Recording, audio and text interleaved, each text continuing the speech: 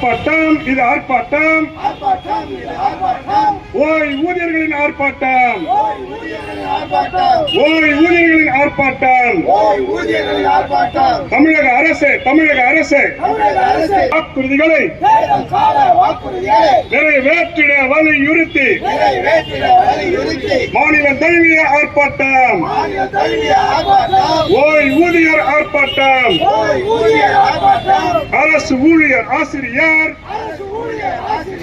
உரிமைக்கான போராட்டம் ஓய்வூதியர் ஆர்ப்பாட்டம் தமிழக அரசு என்ன ஆட்சி வருஷம் 4 போயாச்சு தேர்தல் கால வாக்குறுதிகள்